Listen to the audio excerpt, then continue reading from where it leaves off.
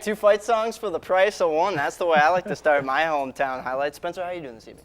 I'm ready to go. You always are It ready. had that cold. It was cold tonight. It felt like we're almost getting close to playoff football a little bit out there. We are, and it is week 7, so that does make sense. But move on we shall. When the Northern Michigan Football League was formed in the offseason, the goal was to give the schools a better test of competition for their size, but many feared how it would affect the traditional rivalries from the Northwest and Lake Michigan conferences. Yeah, thankfully, most of the area's biggest rivalries are intact. Many in the historic Northwest Conference are still able to play each other every year. Top of that list this year, 4-2 Kingsley headed up to visit 5-1 Suttons Bay. Yeah, this one caught everybody's eye as far as the media is concerned in the North. Series almost split between these two, and they're playing for that puppy right there. Who wouldn't want to have that in their mantle in their living room? We start, first Kingsley possession. It's a pick. It's 6. Nathan Shaw coughs it up. Jack Collins makes a great play for the Norseman defense. They're up 7-0 early. Kingsley, though, shakes that off, does their little Taylor Swift thing. Dan Gellis specifically does his Taylor Swift thing. He's even with a cast on his arm, and his proud mom on the sidelines taking pictures. He has a great play like that. Second of 3 straight first downs, and what do you know? Start of the second quarter, Gellis again. They like that sideline. Seemed to be working for him. And the Stags would go for 2. That put them up 8-7. But Norseman get back to what they do best. Devin Capron, we've heard of him. Lars Thornton, we've heard of him. Capron to Thornton, we've heard of that many a times, and it always seems to work. Defenses, study up on this. Those guys like to pass to each other. 2-point conversion, good. 15-8 at that point, Suttons Bay. You guys are going back to the playoffs. First time since 2010 after your big victory, 35-20 over Kingsley. Well, Elk Rapids and Grayling both at 3-3, both needing to win out to ensure a spot in the playoffs. Elks here, Adam Troutman doing what he can for the Elks. Last play of the first half, he's a quarterback. He's also doing this thing on defense, too. A big interception here. Elks up big at half, 49-12. You know that Elks offense can soar. But Troutman doing this thing on defense as well. Going to the second half. Troutman going to be under center this time, looking to Rob Wolfington. Big pickup for the Elks, but watch how this one ends. Going to be kind of a scrum. Ball comes loose. Vikings, they recover, and they would take advantage with the ball. The announcer spoke too soon. Exactly. Scout Tobin. Watch this one. He's going to dive, and you can't see it there. Just hits that pylon. If it hits the pylon, that's 6 points. But this one was all Elks for 4 straight quarters. Logan Santiri, you knew he would show up in this highlight sooner or later. Here he is. 50 yards to close this one out. Adam Troutman on the night. Elks QB 16 for 20, 310 yards, 4 passing touchdowns, 2 rushing touchdowns. That's 6 total. And that's 70-26, the final. Elks roll in this one. Oh, and they get Boyne City next week. That one should be fun. Yep, 2 top-tier 4-win teams in the Highland Conference. Manton Rangers hosting Pine River tonight. Pick things up in the second quarter. Number 65, we'll call him a running back. Noah Thompson's going to punch it in for 2 yards. It's 14-6 Manton at that point, and the Rangers get right back at it. This one on 4th down, QB Wyatt Baker. Quick hitter here to the tight end. Beauty. Cole Shepler breaks a tackle, shoves off a potential tackler, gets in the end zone for 6. 2-point conversion is good. 22-6 Manton at that point. Looking impressive at home. Bucks looking to respond. Brandon Folk's going to get it. It's going to get kind of lost in the crowd there, but he comes out of it, shaking and dancing, finally get tackled. But Manton does not let up. Riley Sojic Summers going to rush right up the middle. And as the Pine River QB rolls out, he's going to get the sack. Things got interesting in this one in the second half. This is the last play of the first half, but Manton hangs on, 30-27 the final, and a close one at the end. All right, moving up to the Ski Valley. Inland Lakes at 5-1. They're having a great year, great pom-poms, great fans. Big test, though. Central Lake coming to visit at 4-2. Trojans want some playoff action as well this year. 2 minutes into the game, Isaac Mortensen hands it off to Ben Hicks. 20 yards later, there's a touchdown on the board. 6-0 Central Lake. 3 minutes left in that first quarter. Mortensen tosses to Tyler Drenth. Another score. The road team up 14-0 early. And we skip now to 1 minute left in that first. Right away, the Bulldogs come back. Ethan Jankowiak hands to senior Daniel Flowers. Impressive run game. They really do. Yeah, and Flowers, I can't help it, kind of looked like Flowers. Those pom-poms at the beginning got me thrown off now. Great run there. And then 30 seconds left in that first quarter. Jankowiak to big Blake Grissom. 14-6, Bulldogs on the board, and they get much more than that. Central Lake falls short. Inland Lakes, you've clinched a playoff spot once again. Congrats, Bulldogs, 28-22, the victors tonight. We've seen some heavyweight matchups, that's for sure, but the big North Conference takes center stage next. Cadillac's here for a reason. We got highlights from 6 current teams and 2 former ones as well. Stick around.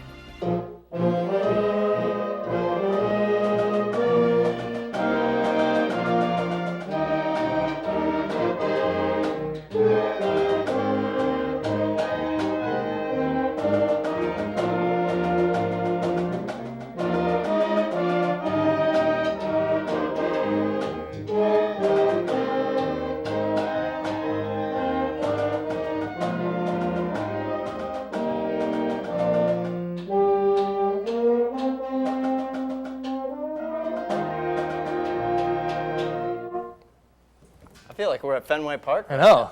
Got a little Neil Diamond action going. Yeah, sweet Caroline, sweet hometown highlights. Cadillac Marching Band, they're pretty sweet too. Well, we thought for a while we had the pecking order of the Big North Conference figured out. But after Gaylord hung right with the Vikings last week and Petoskey defeated TC Central at Thurlby, kind of threw the predictability of the whole league up for a loop. Yeah, the defending champion Vikings are in control of their own destiny, but the second best team in the league still up for debate tonight. So what would happen tonight? 5-1 Petoskey hoping to clinch a playoff spot at Gaylord. 4-2 Blue Devils hoping to return to the postseason as well. Blue Devils defense, they came to play tonight, starting off strong. Petoskey going to complete the pass. A Blue Devil Tristan Gregory's going to strip it. And the ball's bouncing around, and Gaylord's going to recover. Anybody's ball there. And Gaylord ball. Here we go. Gaylord looking for something, but the ball comes loose again. Got some slippery fingers tonight. Northman defenders all over it. Northman going to look for some offense now. They're already up 7-0. They're with it again. Evan Whitmore, he's been impressive this year. He's going to roll out. He's going to find a streaking tight end. It's Jared Byers, and Byers going to turn on the Jets. He's going to streak down that far sideline, and no one is going to stop him. Just like that, Northman lead by 2 scores. I'm buying Jared Byers on the market, by the way. Had to make that. Yeah, pick him up on your fantasy team. But ensuing kickoff, this guy's pretty impressive too. Jack Cordy's his name. He's going to field it. And the Northmen, they are not going to stop the young man. He's going to go 95 yards, beats the kicker. But this one was a shootout, back and forth all night. A lot of scoring, 49-42. Gaylord with the impressive win tonight. They hang on in a shootout. Yeah, that one lived up to the hype, but a lot of fun games in the Big North. We said Cadillac, only unbeaten team left in conference play. TC West, though, they put up 42 and 41 the last few weeks. And look at Jeff Turnquist, hungry for more in the third, but Jake Ellens, access denied on that fancy play. And Ellens is going to keep running. You really can't stop. I think the Titan offense was thrown for a loop and seeing that Ellens was able to make that play. And have you heard of Michael Holdship? Big fella. Yeah, I thought he was going to run me over right about there. Instead, he chose to go for the pylon. Thank goodness. And Holdship, again, right up the middle. Tough to stop that. Punishing. 17-0 is your score at that point. Titans of life, though. Check this out. Turnquist to Zach McGuire. That's the guy he was going for in the previous play before the pick. And McGuire, we love yards after the catch. Yakking all the way. That got their student section jacked up, and for good reason. Got McGuire jacked up, and they're going to take advantage of it. Chase Caverick finishes the TD off. West makes it close, but Cadillac hangs on to win 17-12. That now gives the Vikings at least a share of the Big North title. Well, that was a doubleheader at Thurlby because earlier, when the sky was nice and blue like that with some puffy clouds, we had 4-2 TC Central, an interesting spot for the conference. Just one loss. Against Petoskey last week, they lost, but hosting Alpena here, Wildcats get an early turnover off an Ethan Campbell fumble, and they take advantage. Jordan Ferguson from 3 yards out, Alpena up 7-0 on the Trojans. Late in the first quarter, though, Campbell, you can tell he was fazed by that. He wasn't going to let that take the rest of his game away. Here he is getting close to the goal line there, and they're going to let Big Joe Shepperly finish it off 7-7 after 1 quarter of play, after halftime, after 4 quarters of play. Alpena had several chances, but in OT, the Trojans hang on to win 14-7 over the Wildcats. Well, flashback 10 years ago, Sault Ste. Marie and Sheboygan are squaring off in the Big North Conference tonight, meeting up as independents, their 40th game in history. 4 minutes into the second half, Zach Sosha, Ethan Campo, big fella there, nice game through the air. So we have Ethan Campbell and Ethan Campo in Northern. Crazy. It's crazy. Still third quarter, Blue Devils looking for more this time. Nick Lacrosse going to slip through the Sheboygan defender. Brandon Miller, good for a Sioux first down. Fast forward now, fourth quarter. Chiefs knocking on the door at the 1 yard line, 2 yard line. Liam McNeil is going to find his way into the end zone. Sheboygan goes up 30-7. The Sioux would make something happen late in this one. It's Kurt McTovich, a 30-yard scamper. He's pretty much just going to walk into the end zone, makes it 38-13 at that point. But Sheboygan, they would get another one, 45-13 the final. And that's a big win for the Chiefs. They haven't been having the year they have, but I'm sure they love beating the rival Blue Devils. We've seen a lot, but we haven't seen it all. 8-man is always a good reason to get the popcorn ready, plus more action from the NMFL, Glen Lake St. Francis and Boyne City, trying to move to 7-0. Stay with us. Well, the BelAir Eagles off to another phenomenal start this season. Sure are. 6-0. They will once again be going to the playoffs in 8-man football, which I love. 8-man football. I mean, let's move them all to 8-man. Why not? Well, maybe not. But before we look ahead to the big showdown with Rapid River for the Eagles on October 24th, another Eagle team comes flying down to visit them. That would be Engadine, and let's just go to these. The Eagle Bowl. Band on the field, the BelAir Band. Jackson Goodwin on the field.